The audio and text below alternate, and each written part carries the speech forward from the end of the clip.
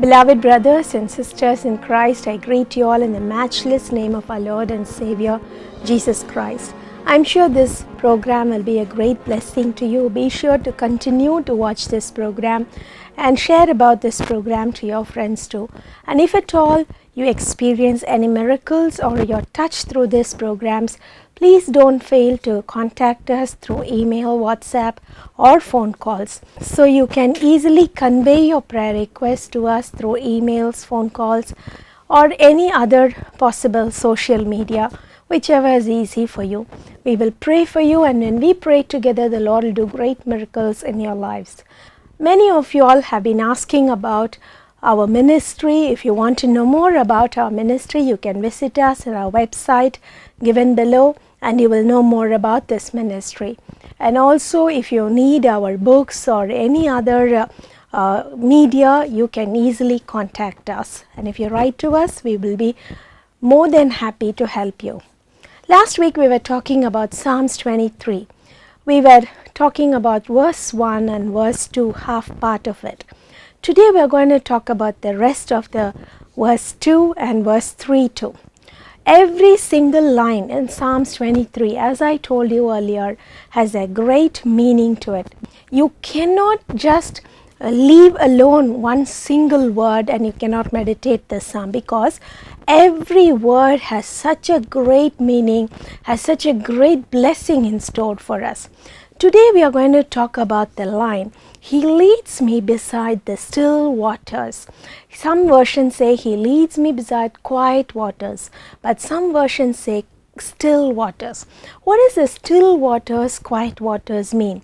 As we saw earlier, we are going to see the material worldly side of it and the spiritual side of it too. The material side, the worldly side of peaceful still waters mean that the Lord is going to give you His peace.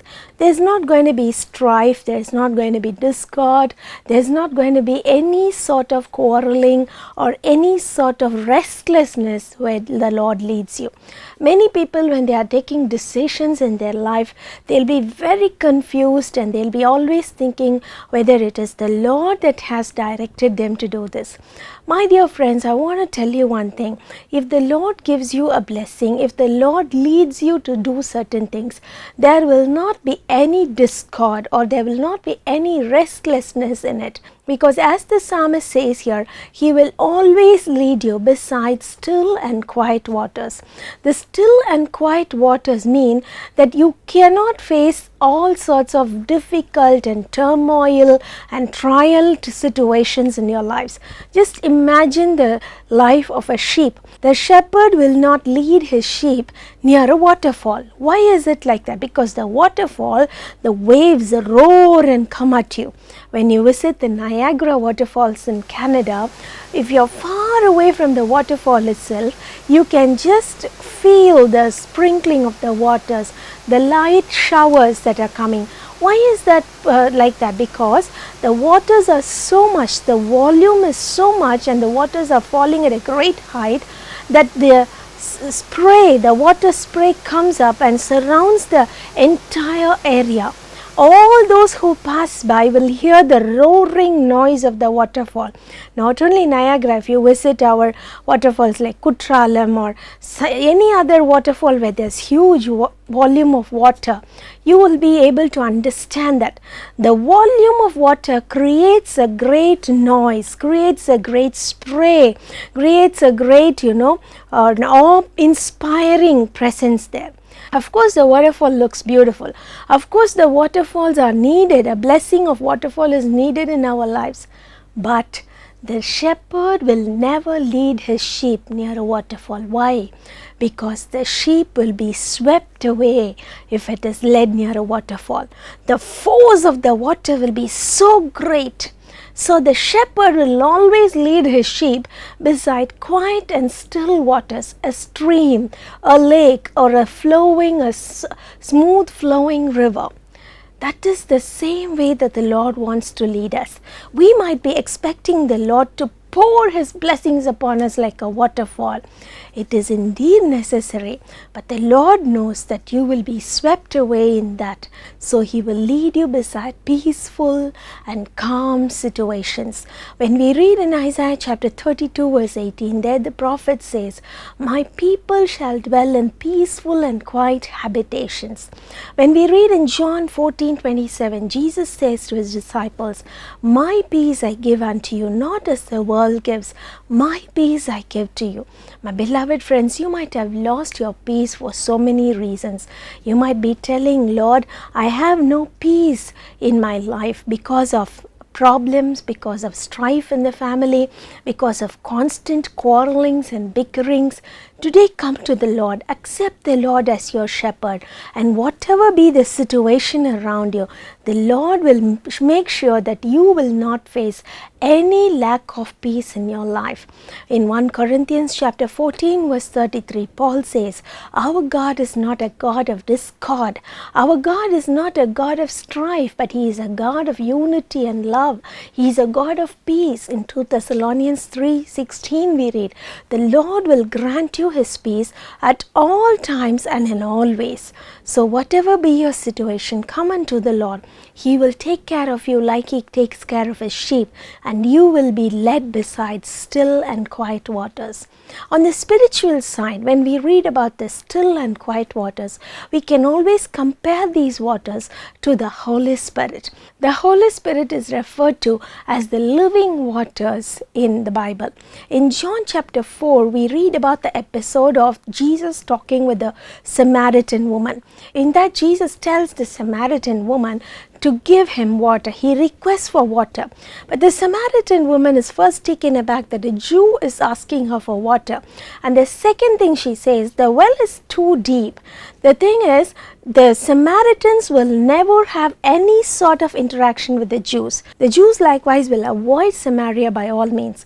So when Jesus asks for water, this woman is at first perplexed. But then when Jesus says, "If you know who this is speaking to you, I can give you living waters. You will know that the waters I give to you will always be bubbling up in your life." When she hears this, she says, "The well is too deep. Where can you go for water?" There the Lord says, "Whoever drinks of my water, of the water that I give him, that water will spring up in him, will not be emptied." It's the living waters that flow through a person when I give him the Holy Spirit. When we read John chapter 4 verse 1 to 14, we can read about this.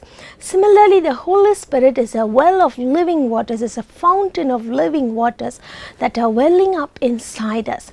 These fountains of living waters, the Holy Spirit cleanses us, purifies us from all sorts of impurities. You can never see a spring water, you can never see a fountain that is dirty.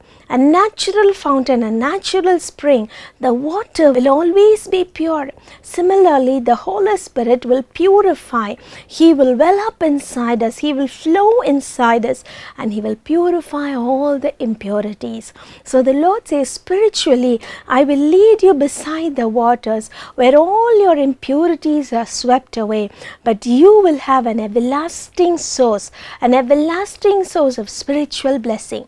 In Isaiah chapter 44 verse 3, we read that, "I will pour my Spirit upon you and your descendants." The Holy Spirit will never stop with us alone. When you receive the Holy Spirit, the blessing of the Holy Spirit, the ever-flowing spiritual blessing, will continue to flow into your family, will continue to flow into your relatives, will continue to flow into your friends, because the power of the Holy Spirit cannot be restricted.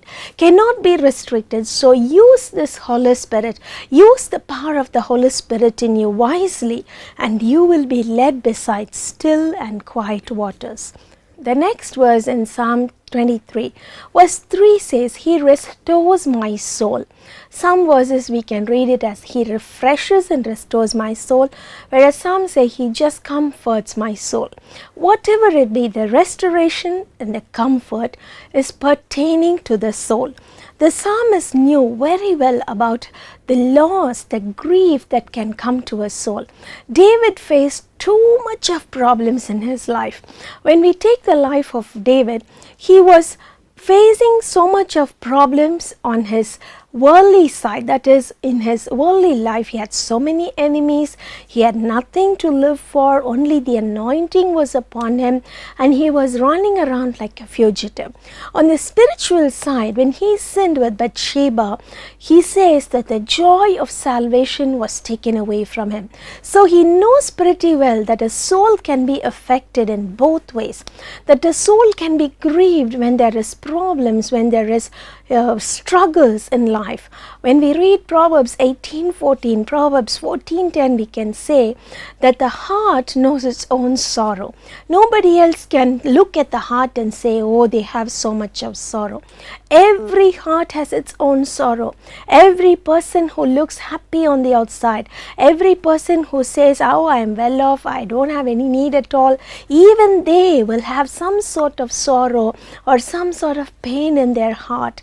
We can see so many instances of people with great pain in their hearts, with great agony in their souls. These people can never be comforted easily. But the Lord says, I will restore your soul. I will say to your soul to be comforted. I will comfort it in such a way that nobody else can. Psalm 77 verse 2, there David says, my soul refuses to be comforted.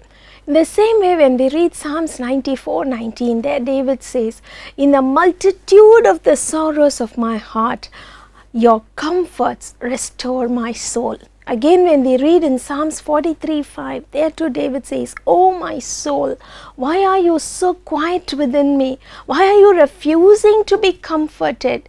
Look upon the Lord, wait upon Him, he says. So it is only possible for your soul to be restored and comforted, to be rejuvenated and refreshed from your sorrow when the Lord comforts you. There is no other way, my dear beloved people, because we can read so many instances in the Bible where the Lord comforted His people. In Isaiah chapter 49 verse 13 to 16 we read, the Lord will comfort Zion. Zion is looking upon the Lord and saying, because of the multitude of my sins you have forsaken me. I have no one to be comforted. You have forgotten me, Zion is telling to the Lord. But then the Lord says, how can I forget you? Can a mother forget her nursing child? No, even if she forgets, I will not, because I have inscribed you on the palms of my hand. So you also might be facing so much of struggles and sorrow and agony in your life. Today the Lord says, He will comfort you. He will restore you. He will refresh you. He will pick you up from the pit of destruction. In Psalms 30 verse 3 we read, pick me up from the pit of destruction. You have brought me up. You have restored me. You have brought me up from the pit of Sheol, he says. Sheol means the pit of death, where there is no point of return. Nobody can go to Sheol and come back. But the psalmist is so confident that the Lord will bring him back from that pit of destruction. You might also be thinking, you might be contemplating many ways. You might be saying, there is nobody to comfort me, so there is no other way but to end my life. My beloved friend, do not do so. Suicide is not a way to end your life. Suicide is a way of destruction. Suicide is the end, is the means given to you by the devil. It doesn't come from God. God has come to this world. Jesus came into this world to give life unto you.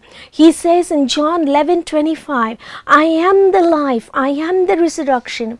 There is no other Savior besides Jesus, my beloved friends. So if you trust in Him, if you tell Him, Lord, please comfort me, please restore my soul, the Lord will surely take you from the pit of destruction and give you the comfort that you need. He will wipe away the tears from your face. Isaiah chapter 30 verse 19. He will wipe away every tear from every face. He will say, cry no more. He will say, do not weep. That's what is written in Isaiah 30:19. Weep no more. The days of your weeping is ended. Even on the spiritual side, if you have sinned and gone far away from the Lord, just read Psalms 51. In verse 17, Psalmist David says, the sacrifices that you desire, O God, are a broken and contrite spirit. A broken and contrite spirit, O God, you will not despise. When you really feel sorry for your sins, when you really cry out to Him to restore you, even though your sins may be great, even though your sins may be many, the Lord will surely restore you. He will wash you with His blood and give you a new life. There was once a very famous person called A.V.M. Rajan in Tamil film industry. This person was a very well-known figure, a very famous personality, and everybody looked up to him. It so happened that he lost a great amount of money in his film. There were continuous losses, and so he went into huge debts. Because of this huge debts, he could not come up financially. He looked for help from here and there, but then as the days passed, he could not do anything about it. He was about to be crushed under the burden of debt. He looked for ways to come out of it, but nothing happened. None of his friends and none of his family could pull him up. So one day, after much thinking, he thought, okay, I'm going to commit suicide and I'm going to die, because there is no other way for me to come up in life. He was going on thinking about this, and that particular day, he heard somehow about Jesus Christ. Somebody came and gave him a Bible and said, read this Bible, the Bible will comfort you and you will certainly understand the love of Jesus. This man was very, very adamant in his life that he was apprehensive about reading the Bible. But then he said, what am I going to lose? And he started reading the Bible.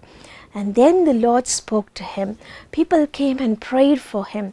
The Lord said, I'm going to use you as my servant. He was very, very, resistant. He was not resistant in an opposing kind of way. He was resistant because he was thinking, Lord, I am a sinner. How can I become a man of God? He was going on thinking like this, but the Lord gave him multiple visions, took him from the pit of destruction, and somehow the Lord made him to repay all his debts, and finally he became a great man of God. He testified in so many meetings. He went to so many meetings and told everyone that it was Jesus who saved me from this. I can cite so many examples of so many people who were saved from the brink of death, from the pit of destruction, because of sin or because of man-made problems or whatever it may be. When they were about to destroy themselves, when they were about to end their lives, when they were about to just fall into the trap of Satan, the Lord mercifully looked upon them and lifted them. So also the Lord will lift you up. You might be thinking today, Lord, I'm a great sinner. I cannot come back to righteousness. The Lord can save you from the brink of death, from the pit of destruction. He will never allow His children to be destroyed in such a way. Whatever situation you might be in today, you might be thinking, I'm a great sinner. My sins are too many to be forgiven. There is no hope for me. You might be thinking like that. But remember, there is no sin that is greater than the blood of Jesus Christ. There is no sin that is greater than the power of the forgiveness of the cross. Whatever your sin might be, just confess it to the Lord and He will restore restore your soul.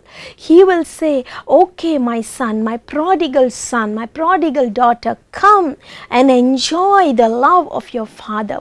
When we read in Luke chapter 15, we can read about the incident of the prodigal son. The prodigal son ran away from the father, taking all his wealth with him. He was so adamant that he should enjoy his life.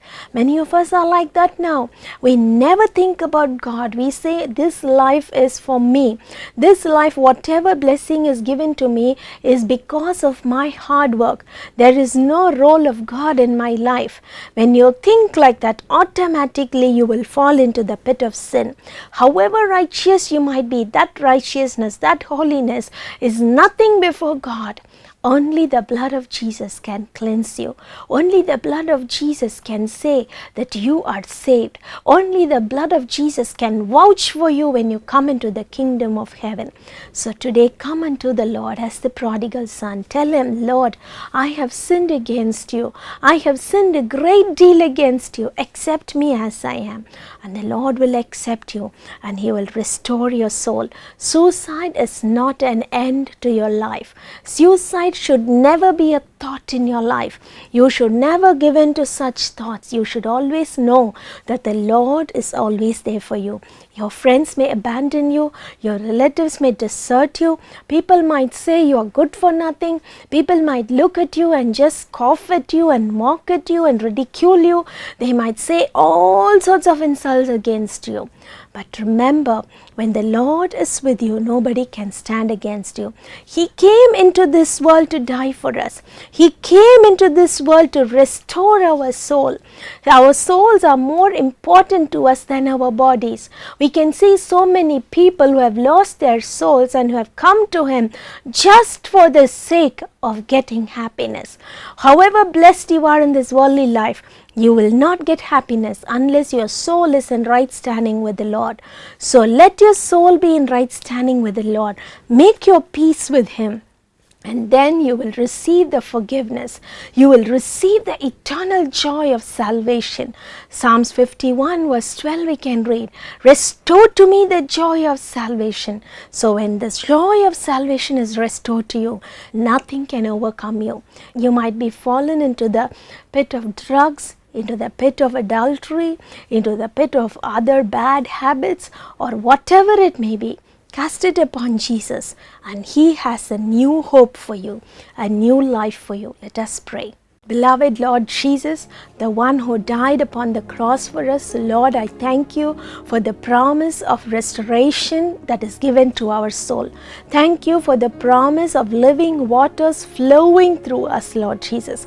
Thank you for the promise of peace being given unto us.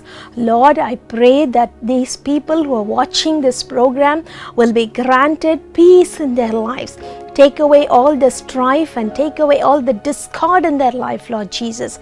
If the families are quarreling, if there is quarreling between husband and wife, parents and children, Lord, let your peace overrule, Lord Jesus. Please bring your peace. Please give them your peace, Lord Jesus. Whatever be the reason for the lack of peace, be taken away in Jesus' name. I also pray that the Holy Spirit will fill them and lead them beside still waters. I also pray for every soul who is watching this program. Let them be comforted. Let them be restored. Let them say that the Lord is my joy. I have received the joy of salvation. Let there not be anything that takes away the joy from their hearts, Lord. Whatever situation they are in, whatever problems they are having, rejuvenate their soul, refresh their soul, Lord Jesus. Give them the happiness that they need. Give them the joy that they need. Let all the agony, let all the tears pass away. Let all the problems pass away. Let all the depression be taken away from them. I curse the spirit of depression in Jesus' name. Give them joy in their hearts and build their lives once again. In Jesus' name I pray. Amen.